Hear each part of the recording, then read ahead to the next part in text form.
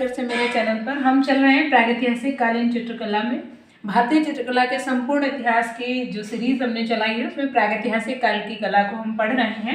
इसमें हमने last 2 videos में पुरापाषाण काल पढ़ लिया। जहाँ से हमारी भारतीय चित्रकला की शुरुआत होती है वो पाषाण काल है। तो आज जहाँ हम पढ़ेंगे, जहाँ से हमें चित्रों की प्राप्ति हुई है भारतीय चित्रकला में, वो है उत्तर पाषाण काल या नवपाषाण काल। पुरापाषाण काल, मध्य पाषाण काल, दोनों को हमने पढ़ा। पुरापाषाण काल में क्या था, केवल एक खोज 1863 ईस्वी में, और वो एक क्लीवर की खोज थी। मध्य पाषाण काल में हमने माइक्रोलिथ्स पढ़े, 1867 ईस्वी में खोजे गए। अब हम नवपाषाण काल को पढ़ेंगे क्योंकि सबसे ज़्यादा खोजें जहाँ हुई हैं या जिस काल में हुई हैं या जिस काल पर हुई हैं वो है हमारा नवपाषाण काल। नवपाषाण काल में चित्रों का बनना शुरू हुआ। नवपाषाणकालीन मानव जो था उसने क्या क्या करना शुरू किया, या हम नवपाषाण काल में क्या क्या चीज़ें प्राप्त करते हैं, उन सब चीज़ों को हम इस वीडियो के माध्यम से देखेंगे। तो सबसे पहले जब नवपाषाणकालीन मानव की बात आएगी, पुरापाषाणकालीन मानव पूर्णतः प्रकृति पर निर्भर था, और नवपाषाणकालीन मानव ने क्या किया, कृषि करना शुरू किया। कृषि सबसे पहले इसने क्या करना शुरू किया। अगर नवपाषाणकालीन मानव की सबसे बड़ी उपलब्धि देखेंगे तो क्या है, कृषि है। दूसरे नंबर पर उसने बस्तियों में रहना शुरू कर दिया।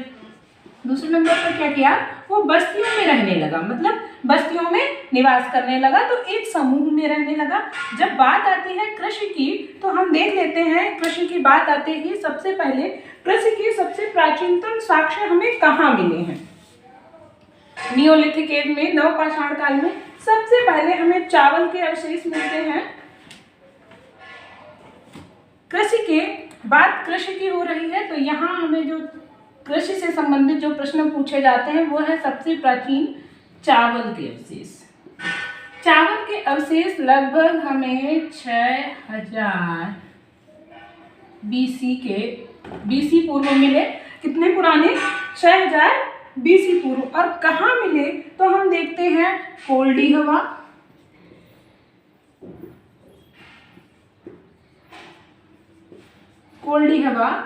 जो कि बेलन नदी के किनारे है।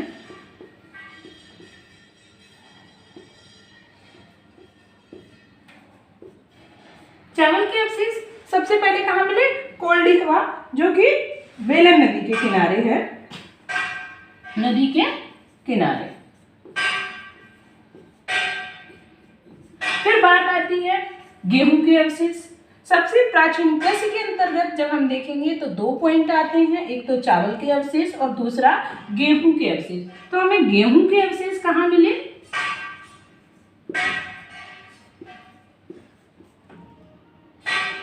सबसे प्राचीनतम अवशेष, ये ध्यान रखिएगा, सबसे प्राचीनतम अवशेष गेहूं के हमें कहां से मिले, प्राचीनतम अवशेष।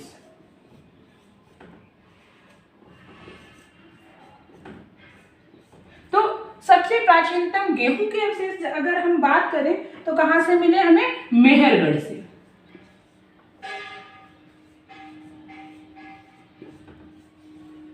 मेहरगढ़ जो कि कहां पड़ता है, मेहरगढ़ पड़ता है बलूचिस्तान में। बलूचिस्तान में, और कितने पुराने हैं तो 5000 बीसी, मतलब 5000 ईसा पूर्व के हमें गेहूं के अवशेष मिले। तो कृषि से संबंधित अगर प्रश्न आते हैं तो ये 2 प्रश्न मेन है कि नवपाषाणकालीन मानव की सबसे बड़ी उपलब्धि क्या थी या उसके उत्कर्ष का सबसे बड़ा कारण क्या था, वो था कृषि। और जब कृषि की बात आएगी तो सबसे प्राचीन अवशेष जो चावल के अवशेष कहाँ से मिले, 6000 बीसी, कोल्डिहवा, बेलन नदी के किनारे से मिले। गेहूं के सबसे प्राचीनतम अवशेष की बात आए तो हमें कहाँ से मिले, मेहरगढ़, बलूचिस्तान से मिले। ये तो हो गई मानव की कृषि की बात। प्रश्न ऐसे भी आता है कि नवपाषाणकालीन मानव की सबसे बड़ी विशेषता क्या थी, क्या सबसे बड़ी उपलब्धि क्या थी, तो वो क्या थी, कृषि थी, कि मनुष्य खेती करने लगा था। पशुपालन हमने देखा मध्यकाल में ही उसने करना शुरू कर दिया था। सबसे पहला अपना पालतू पशु जिसे बनाया वो कुत्ता था। कुत्ते को पालने का कारण भी मैंने बताया था, और कई मध्यकाल में जो कुछ एक समाधियां मिली जिनमें मानव के साथ कुत्ते को दफनाए जाने के अवशेष भी मिले हैं। तो ये चीज, इसके बाद जब हम आते हैं चित्रों पर। अब पाषाणकालीन मानव जो था कला के प्रति थोड़ा रुझान लेने लगा था, या हम कह सकते हैं सौंदर्य के प्रति थोड़ा रुझान लेने लगा था, उसमें कुछ सौंदर्य के प्रति सजगता आ रही थी। तो अब इस समय के मानव ने चित्रण कार्य भी शुरू कर दिया था। नवपाषाणकालीन मानव ने चित्रण कार्य शुरू कर दिया। बात आती है कि मानव ने बर्तनों को भी बनाना शुरू कर दिया। चाक पर बर्तन निर्माण, चाक का प्रयोग यह भी नवपाषाणकालीन मानव की बहुत बड़ी विशेषता है कि चाक का प्रयोग भी नवपाषाणकालीन मानव ने करना शुरू कर दिया था। अब जब चाक का प्रयोग इसने किया है तो इसके साक्ष्य भी कहीं से मिले होंगे। अगर साक्ष्य नहीं तो ये कैसे पता चलता कि नवपाषाणकालीन मानव ने ही चाक का प्रयोग किया था? तो ये आप याद रखना, कुंभकारी के सबसे प्राचीनतम अवशेष इस रिलेट करके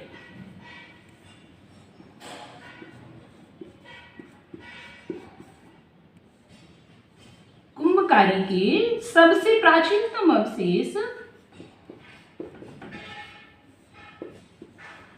जहां से हमें मिलते हैं वो है गुफकराल। कहां से मिलते हैं? गुफकराल से, जो कि कहां पड़ता है? जम्मू कश्मीर में।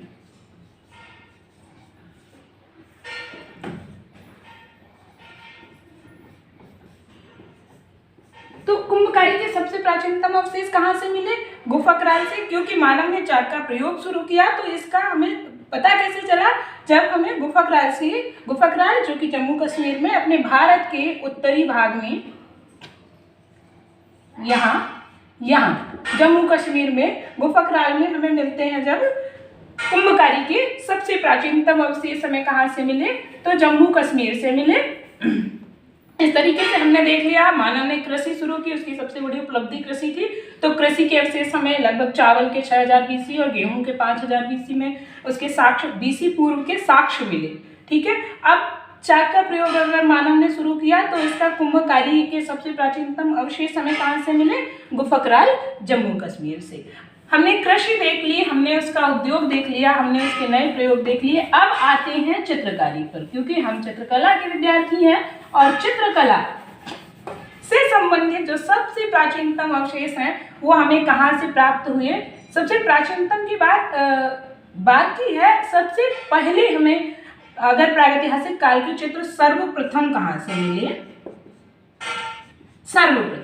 तो सर्वप्रथम प्रागैतिहासिक कालीन चित्रों की खोज किसने की? तो सन 1880 ईस्वी में, 1880 ईस्वी में,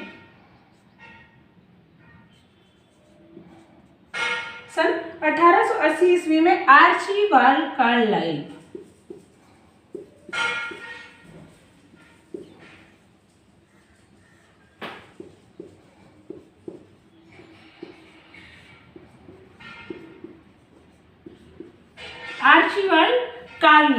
इन्होंने क्या किया था कि तरीके से देखें, आर्चीबाल्ड कार्लाइल ने विंध्य क्षेत्र पर्वतमाला, विंध्य क्षेत्र में जो पर्वतमाला थी या विंध्य पर्वतमाला कह सकते हैं,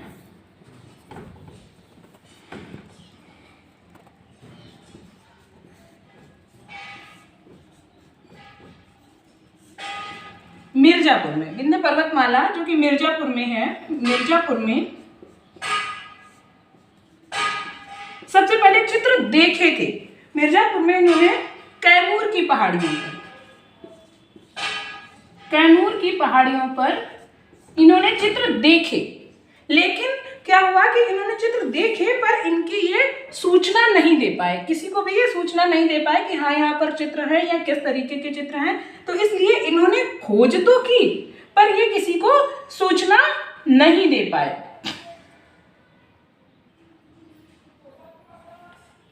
तो अब क्या हुआ कि सन 1883 ईस्वी में सबसे पहले चित्र सामने कैसे आए? अब आर्चीबाल्ड कार्लाइल ने विंध्य क्षेत्र में चित्र देखे लेकिन उनकी सूचना नहीं दे पाए। तो अब सन 1883 ईस्वी में जॉन कॉकबर्न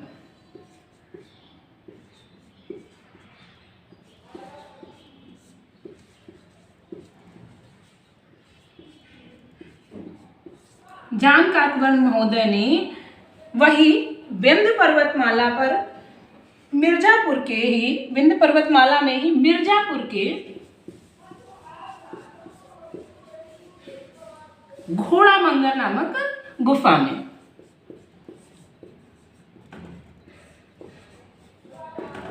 अब ये बहुत इंपॉर्टेंट है क्योंकि सबसे पहले जहां हमें प्रागैतिहासिक चित्र के साक्ष्य मिले, सबसे पहले मिले, पुराने नहीं है, सबसे पहले जहां मिले वो घोड़ामंगल है। स्थान क्या था? मिर्जापुर। मिर्जापुर कहाँ पड़ता है? यूपी में पड़ता है। कहाँ पड़ता है? उत्तर प्रदेश के मिर्जापुर जिले के घोड़ामंगल नामक स्थान पर उन्हें जो चित्र मिला वो था घोड़ामंगल नामक गुफा थी। क्या थी? गुफा। गुफा को दरिया भी कहते हैं। घोड़ामंगल नामक गुफा में जो चित्र मिला वो था गैंडे का आखेट। गैंडे का आखेट।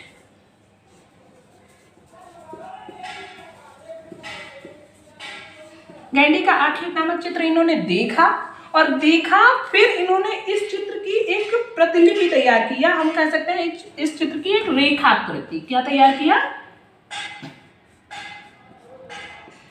रेखाकृति तैयार की और इसे Asiatic society of Bengal, Asiatic society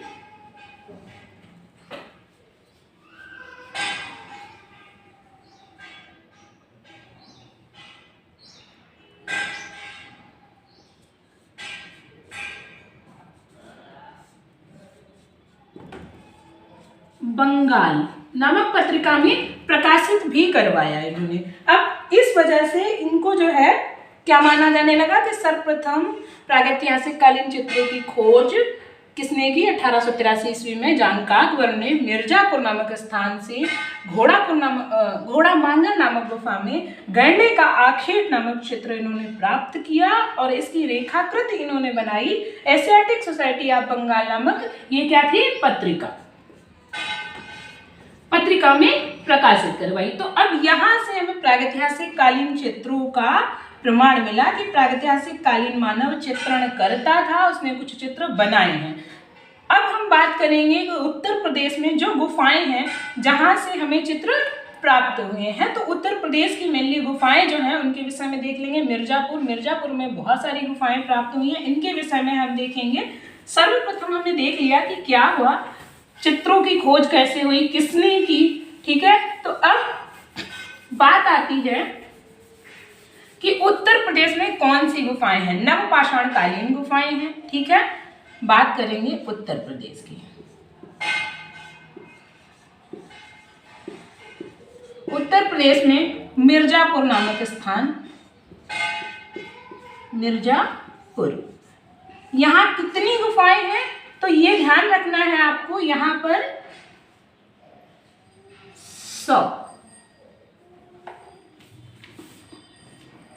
100 शिलाश्रय हैं। शिलाश्रय या गुफाएं,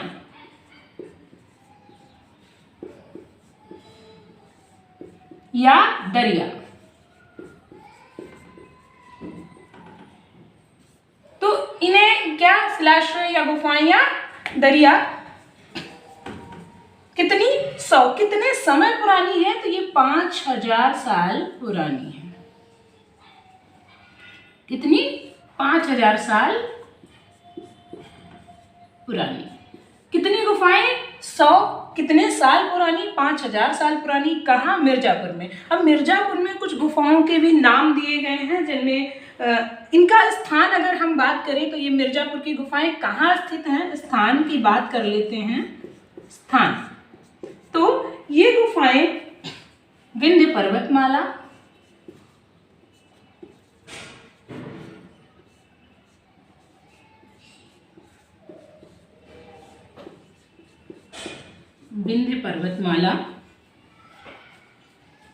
सोन नदी के किनारे, माला में सोन नदी के किनारे। नदी कौन सी है? तो ये बात मैंने आपको पिछली वीडियो में भी बताई थी कि अधिकतर नदियों के किनारे ही हमको चित्र प्राप्त हुए हैं, नदियों के किनारे या कहीं पर्वतों में।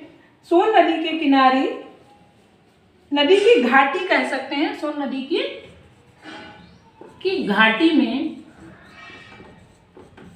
घाटी में कैमूर की पहाड़ियों पर,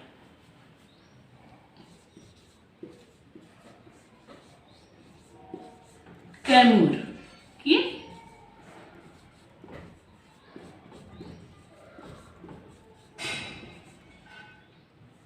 पहाड़ियों पर स्थित है। पर्वतमाला में बहुत सारी पहाड़ियां आती हैं, ठीक है, और पहाड़ियां मतलब एक पर्वतमाला के अंतर्गत पहाड़ी आती है।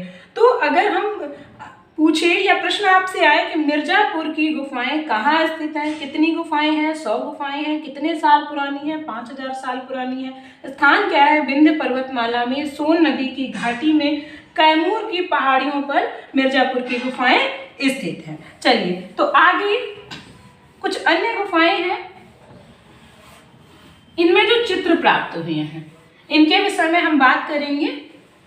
सबसे पहले जिन गुफाओं की खोज हुई वो मिर्जापुर की ही गुफाएं हैं, मैंने आपको बताया।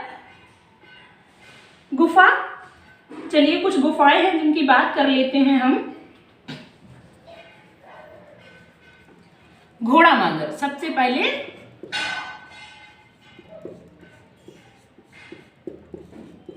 घोड़ामांगर, जहां से क्या मिला, गैंडे के आखेट का चित्र मिला। दूसरा आता है सोरहो घाट,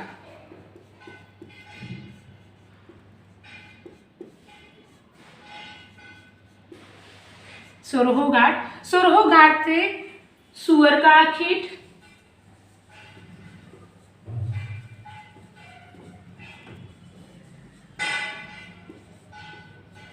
सुअर के आखेट का चित्र, शाही के आखेट का चित्र,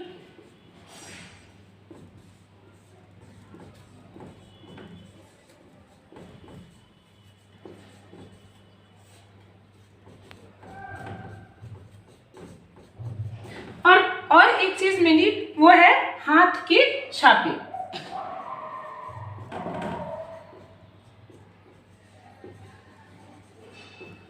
तो अगर हम इसे एक लाइन में कहें तो शाही सुअर हाथ के छापे कहां से मिले हैं, सोरहो घाट से। आपको याद रखना है